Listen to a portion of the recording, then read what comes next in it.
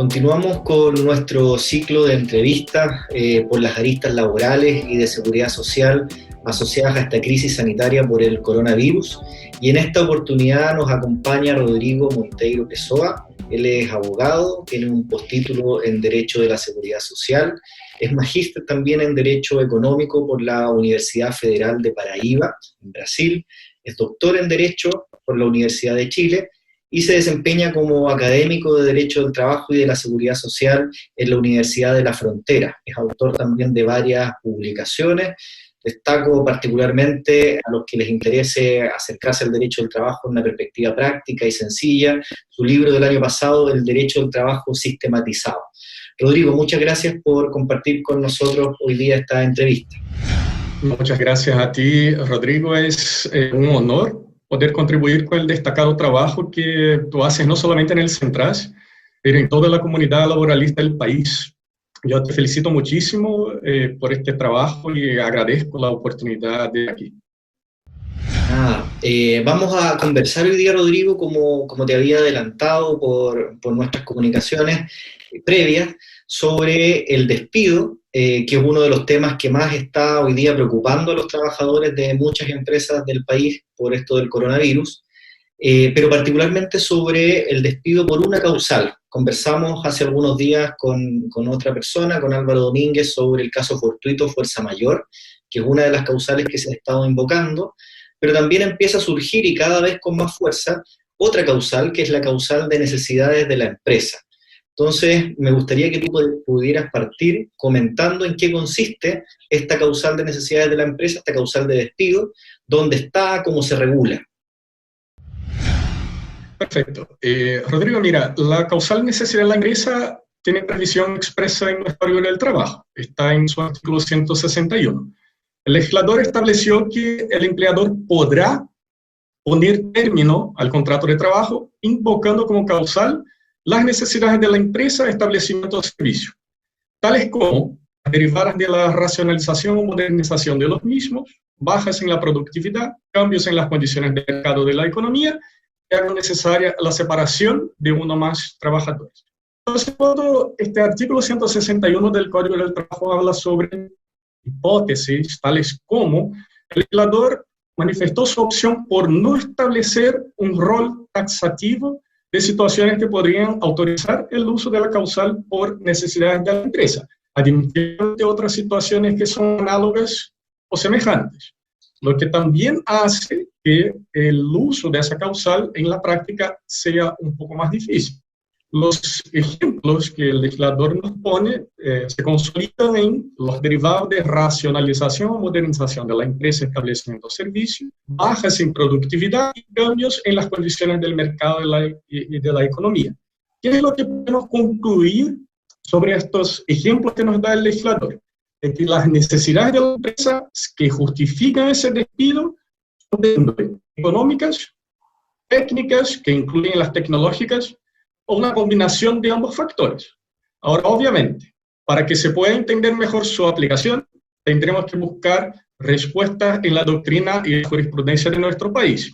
Ya se ha manifestado por la configuración de algunos requisitos para esta causal, como por ejemplo, la ajenidad, sería el primer de ellos. El empleador no puede ser responsable por las necesidades económicas o técnicas que afectan a la empresa.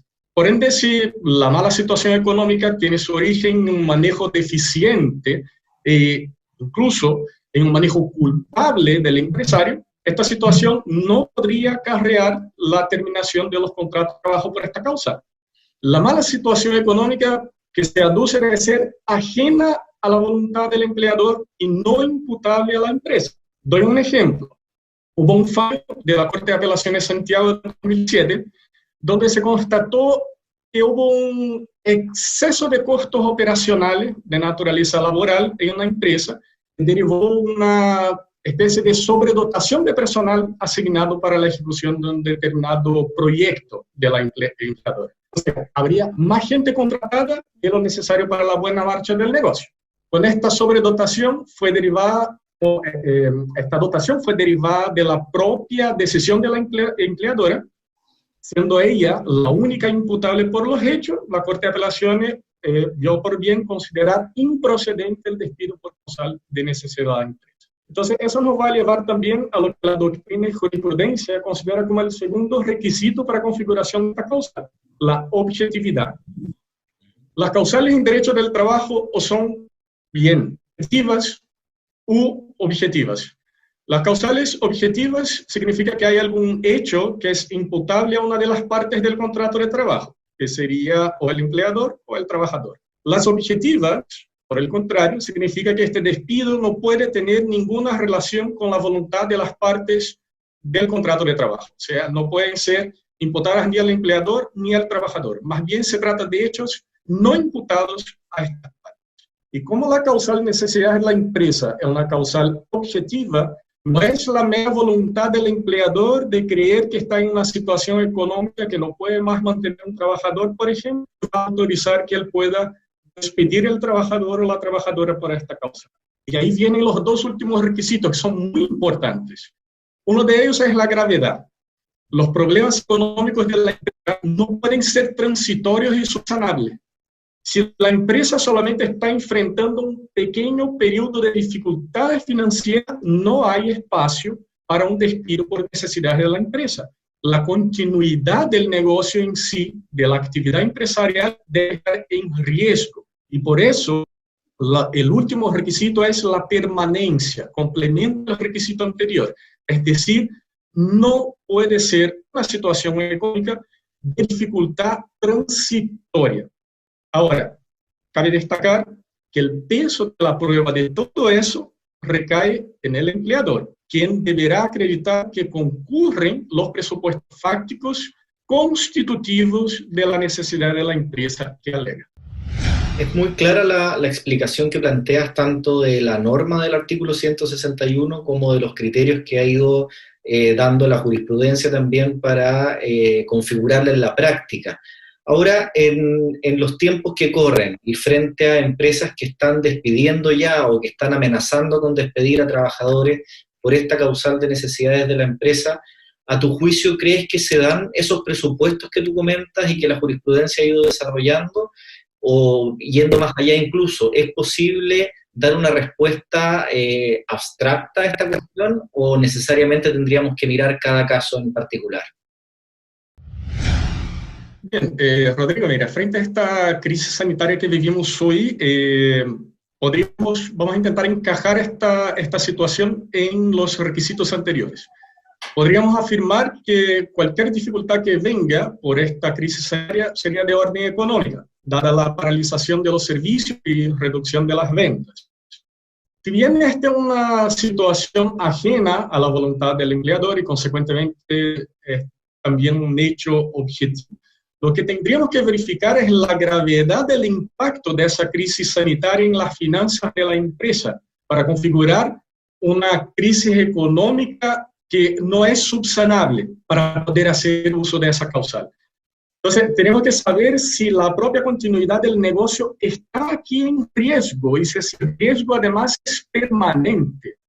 Es decir, fundamental saber si no se trata de un periodo corto, mediano de tiempo, que la empresa va a enfrentar algunas dificultades económicas, sino que los problemas generados son de una índole tal que llevarán a la empresa incluso a cerrar sus puertas.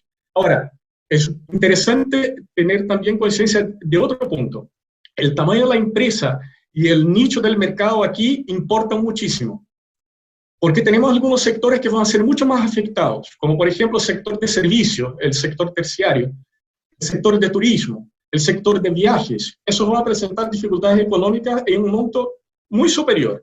Y por supuesto, las micro, pequeñas, incluso algunas medianas empresas van a estar más vulnerables a esa crisis por no tener capacidad financiera para soportar la presión económica. Entonces, hoy las grandes empresas con una buena salud financiera, que tengan, por ejemplo, fondos de emergencia, que son algunas inversiones que sirven de salvavidas financieras para empresas previsoras, podrán superar esas dificultades de mejor manera y, consecuentemente, no podrían despedir trabajadores por la causal necesidad de la empresa. No procedería entonces utilizar necesidades de la empresa si esta causal no está vinculada a una gravedad en los impactos económicos por la crisis sanitaria, ni en la permanencia de los efectos económicos para las empresas. Y asumiendo que aún así la empresa despide a trabajadores por esta causal, ¿hay algunas cuestiones formales o requisitos formales que deba cumplir? Por ejemplo, se consulta mucho por la carta de despido en este tipo de causales. Exacto, Rodrigo. Mira, hay algunas formalidades que si el empleador verifica que cumple todos esos requisitos y que puede probarlos, tendrá que cumplir para despedir trabajador o una trabajadora por necesidad de la empresa. Es necesario ese aviso escrito al trabajador o trabajadora con 30 días de anticipación y con copia a la inspección de trabajo respectiva. Esta comunicación también tiene que comunicar el monto total de pago de indemnización por el servicio, cuando obviamente quepa esta indemnización, ya que es una causal que es una oferta irrevocable de pago de indemnización por el servicio. Y claro, deberá contener también información del estado de pago de las cotizaciones previsionales devengadas hasta el último día del mes anterior al del despido, adjuntando los comprobantes que lo justifiquen, so pena de que el despido se quede sin efecto. Ahora, claro, si el empleador frente a algún tipo de urgencia no quiere dar el aviso previo, él podrá dar una indemnización en dinero efectivo sustitutiva del aviso previo equivalente a la última remuneración mensual de vengada. ¿Y qué ocurre si este trabajador o esta trabajadora que es despedida por esta causal considera que la causal no se configura, que no se dan estos presupuestos que tú has comentado y que la jurisprudencia ha ido construyendo a partir de lo que dice el artículo 161? ¿Dónde puede reclamar o qué vías de acción tiene ese trabajador o esa trabajadora? Mira, si el trabajador o trabajadora no está conforme, cree que no se cumplen los requisitos anteriores, bueno, la recomendación inicial es no firmar el finiquito. Tendrá dos instancias para poder reclamar. La primera de ellas es la inspección del trabajo, que es la instancia administrativa para solicitar una mediación. Aparte de eso, hay que tener en cuenta de que hay un plazo de 60 días hábiles contados desde la separación del trabajador o trabajadora de la empresa para interponer una demanda en los juzgados de letras del trabajo. Esa es la instancia judicial. Si se reclama a la inspección del trabajo, ese plazo de 60 días hábiles para la demanda judicial se suspende y va a seguir corriendo una vez que termine el trámite en la inspección del trabajo. Sin embargo, aunque se suspende el plazo por un reclamo en la inspección del trabajo, en ningún caso el trabajador o trabajadora podrá recurrir a un juzgado transcurrido 90 días hábiles desde su separación. Tú comentabas que si se invoca esta causal, incluso cuando fuese considerada justificada, hay que pagar indemnizaciones, indemnización por años de servicio, eventualmente una indemnización por falta de aviso si es que no se cumplió con esa formalidad, y si el tribunal lo calificara como injustificado el recargo que corresponda. Entonces, hay algunos correos que nos han llegado a la página del Centraz consultando en qué diferencia hay entre invocar la causal de necesidades de la empresa que hoy día comentamos con la otra causal que está sobre la mesa, que es la del caso fortuito fuerza mayor. ¿Da lo mismo usar cualquiera de las dos o hay diferencias? No, nos da lo mismo. Bueno, como nosotros habíamos comenzado esta conversación antes, ya fue explicado la configuración de la causal por caso fortuito y fuerza mayor por Álvaro Domínguez, muy bien explicado, en su claridad solar, que es muy característica, y ahí quedó bastante evidenciado que la causal, caso fortuito fuerza mayor del 159 del Código del Trabajo, no da derecho al pago de indemnización por servicio. Por eso es necesario mucho más cautela para utilizar esta causal, dado el perjuicio que puede generar al trabajador o a la trabajadora. A diferencia, claro, que ambas son causales objetivas. Entonces, ambas independen de la voluntad del empleador. Ambas también necesitan que la causa no sea generada por ninguna de las partes que están involucradas en el contrato de trabajo. Pero a diferencia de la causal, caso fortuito fuerza mayor, la causal necesidad de la empresa es una oferta irrevocable del pago de indemnización por el servicio. Entonces, ahí tendríamos que verificar cómo funciona esta indemnización por año de servicio. La indemnización por año de servicio se paga a los trabajadores que tengan más de un año de trabajo en la empresa, ¿cierto? Esta indemnización es equivalente a una remuneración mensual por año trabajado o fracción superior a 6 meses. Va a tener un tope de 11 remuneraciones. Esa es la indemnización legal, la que está prevista en el Código del Trabajo. Además, para fines de cálculo de esa indemnización se considera como remuneración máxima un tope de 90 unidades de fomento, que es un poco más de 2,5 millones. Entonces vamos a imaginar que un trabajador gana más de 2,5 millones mensuales, no se va a considerar la remuneración total para el cálculo de la indemnización por el servicio prevista en el Código del Trabajo. Si este trabajador tiene una remuneración fija, el monto de indemnización se calcula por su última remuneración del trabajador o trabajadora. Si tiene una remuneración variable, va a ser un promedio de las últimas 3 remuneraciones del trabajador o trabajadora. Y ahí hay que tener bastante ojo, porque también existe una forma de cálculo diferenciado para trabajadores que están en jornada parcial. Y eso el legislador ya ha previsto como forma de evitar que el empleador utilice algunos medios fraudulentos en el pago de indemnización por el servicio, porque podría perfectamente cambiar un trabajador o una trabajadora a jornada parcial y considerar su última remuneración, que sería una remuneración proporcional a las horas de la jornada parcial, para esquivarse de una indemnización por un monto mayor. Y en este caso el legislador dice que las personas que estén en jornada parcial es necesario verificar toda la vida laboral de este contrato para verificar un promedio de esas remuneraciones durante la vigencia del contrato laboral o de los últimos 11 años del mismo, sea una relación que va por más tiempo que eso, ¿cierto? Entonces, siempre se hace necesario verificar si la empresa también que está despidiendo por esta causal tiene algún instrumento colectivo vigente que otorgue entonces una indemnización convencional que es mejor que esta indemnización legal que prevé el Código del Trabajo. Y ahí, como bien observaba Rodrigo, el despido es considerado improcedente por ser un despido del 161 del Código del Trabajo y un recargo por 30% encima del monto de la indemnización por años de servicio. Y aquí, si me permite, me gustaría hacer una crítica desde el punto de vista del análisis económico del derecho.